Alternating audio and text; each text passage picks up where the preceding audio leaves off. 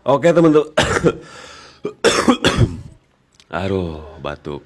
Di video kali ini saya akan mentutorialkan ya cara mengganti seal shock dan asoknya sekaligus, karena asoknya sudah baret ya, itu berkarat, tidak bisa diakalin-akalin. Kalau mau awet diganti, langsung kita bongkar ya menggunakan kunci L6. Boleh pakai impact, langsung brebed, langsung bisa kebuka. Sediakan wadah untuk penampungan olinya tersebut. Kalau misalkan mau dibuka di segitiganya juga boleh-boleh saja, tergantung selera masing-masing. Nah, kalau pakai impact langsung kebuka, tapi harus pas masuk kuncinya supaya nggak ledeh, nggak selek, terhilang dari kotoran yang menumpuk di bautnya. Takutnya ada numpuk kotoran nanti baut jadi selek. Nah, oke, kemudian sekarang tinggal kita lepas seal debunya dulu menggunakan obeng mint tipis-tipis kecil. Kemudian penguncinya tinggal kita congkel menggunakan obeng mint seperti ini. Kemudian kita buka seal shocknya, mau pakai alat apa saja. Kalau nggak ada alat, pakai kunci T aja bisa. Jangan lupa pakai alas, pakai lap, pakai cangkang oli ataupun botol supaya nggak ledeh bottomnya. Nah, di sini ada ring. Dan ada yang punya ring, ada juga yang nggak punya ring. Jadi misalkan kalau ringnya nggak kepasang gimana? Nggak apa-apa. Kalau ringnya dipasang lebih bagus. Nah, ini setelah dibersihkan menggunakan bensin ataupun air, kita pasang lagi ringnya. Kemudian sealnya kita gunakan yang bagus ya, double pair original.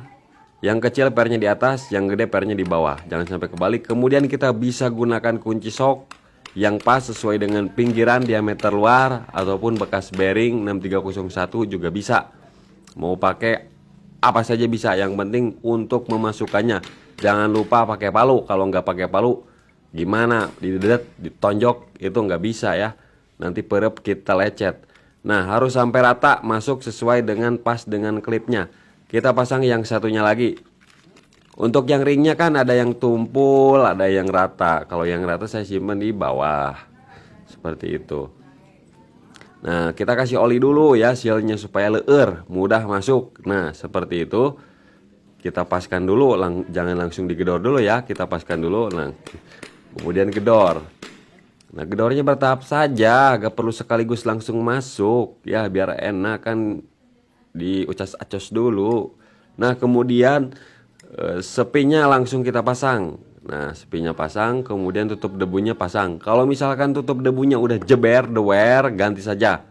Soalnya itu untuk menyaring debu supaya nggak masuk ke seal dalam juga, untuk menampung air supaya nggak masuk ke dalam juga. Biasanya kalau air sudah masuk nanti sepinya berkarat, sudah rapuh, tapi ini masih bagus, jadi nggak saya ganti. Kemudian untuk asoknya boleh pakai apa saja lah, tergantung budget masing-masing. Mau yang murah, yang mahal, itu tergantung teman-teman. Tapi ada efek sampingnya, kalau yang terlalu murah nanti bisa gejak jeduk, gak awet. Jadi yang sedang-sedang saja, mau yang ori ataupun yang OEM juga bisa. Kemudian langsung kita rakit sulingan dan pernya jangan lupa dipasang nih.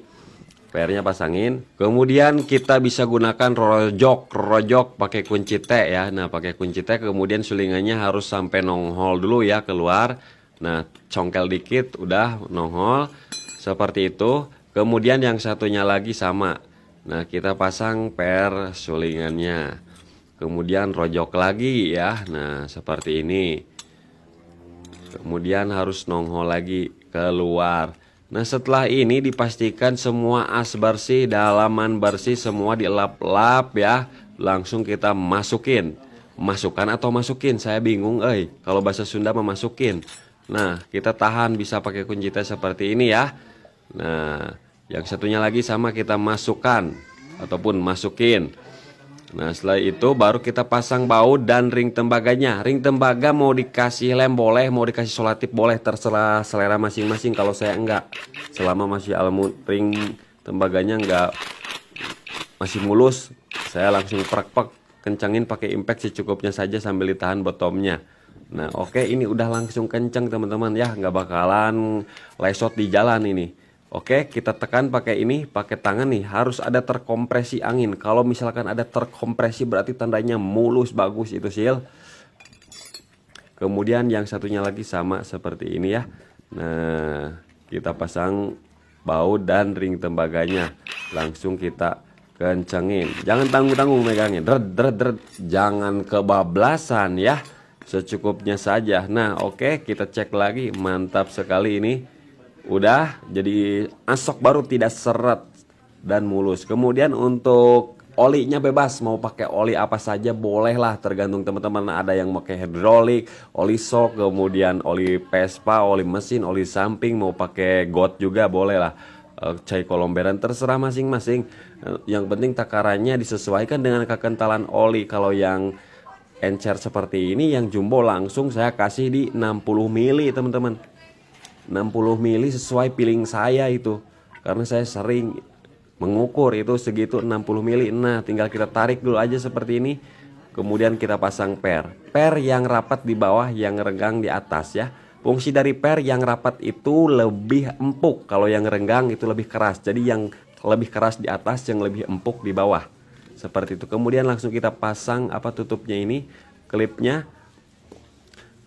Nah, bisa ditojos pakai obeng, bisa pakai alat, bebas. Kalau pakai alat ini kita bisa sambil ngobrol, sambil ngopi dulu boleh. Ditinggalin 1 jam gak bakalan berubah, tetap seperti itu kondisinya. Kalau pakai obeng kan harus ditahan terus, keram sampai tangan ya.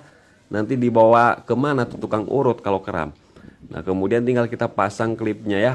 Pasang klipnya juga santai aja ya, nggak terburu-buru. Nah, jadi dengan alat ini teman-teman bisa bikin sendiri ataupun bisa beli langsung. Kalau nggak mau repot tinggal beli, murah ya. Sebungkus rokok juga kebeli ini untuk alat ini. Dan untuk mempermudah pekerjaan, oke, sudah selesai, tinggal kita genjot ya. Genjot seberapa panjang untuk genjotannya seperti ini. Nah, kurang lebih berapa senti ya? 8 cm. Mantap. Jadi seperti itu tutorial singkatnya.